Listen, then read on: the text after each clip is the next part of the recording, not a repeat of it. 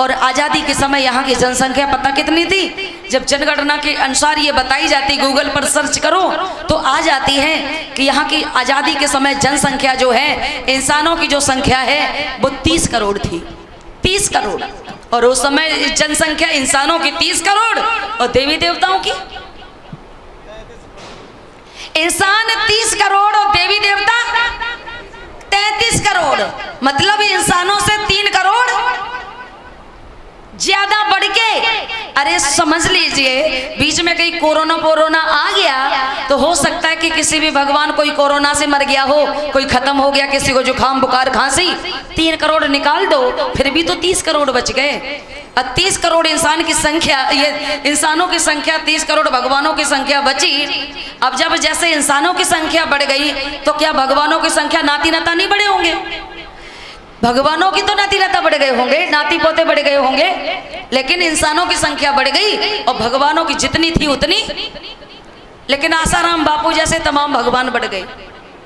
Jail में है तो क्या हुआ, आखिर भगवान तो बढ़ ही रहे हैं, लेकिन जेल में इसलिए हैं कि हमारे आपके बाप का संविधान अभी इस समय लागू है देश में। उस समय भगवान बन जाते थे, लेकिन भगवानों के समय भी संविधान होता तो हमें लगता है कि लोगों ये सुरक्षित ना होते। जैसे आसाराम जेल में पड़े, राम रहीम जेल में पड़ा, ऐसे ही वो भगवान भी जेल में पड़े होते, जिनकी हम लोग अगरबत्ती लगाते, जिनकी घंटा बजाते हैं। भोले लोगों, उस समय देवी देवताओं की संख्या 33 करोड़, हमारी संख्या ये 30 करोड़।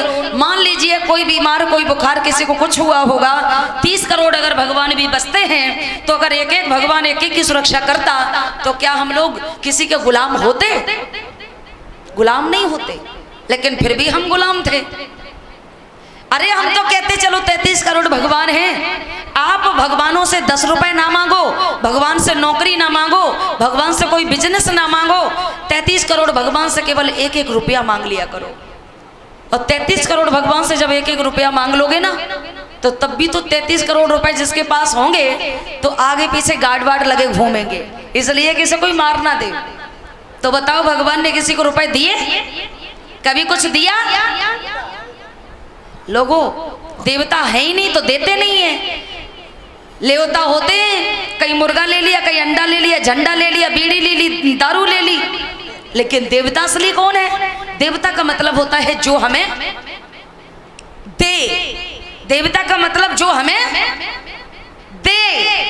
और जो मुर्गा, अंडा, झंडा, घंटा लेता, देने वाला देवता और लेने वाला लेवता। बस सीधी बात। भोले लोगों, पहले जिसके हजारों नौकर चाकर होते थे, जिसके पास खेती जमीन होती थी, राजा वही होता था। लेकिन आज ऐसा नहीं है। पहले रानी के पेट से जो बच्चा पैदा हुआ और जैसे ही बाप बूढ़े हुए तो तुरंत बच्चा जब हुआ तो बच्चे को राजा बना दिया, चाहे बच्चा बिल्कुल सिर्री हो, कुछ आता जाता ना हो। लेकिन आज ऐसा नहीं है। अब रानी के पेट का ऑपरेशन कर दिया, रानी के पेट की नसबंदी कर दी। किसने कर दी? किसने कर दी? बाबा साहब अम्बेडकर ने।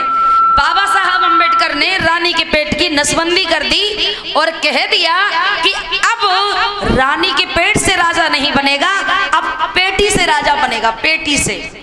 अब पेटी से राजा बनेगा, तब पेटी में भी गला गड़बड़ी करने लगे कि नहीं करने लगे? भोले लोगों,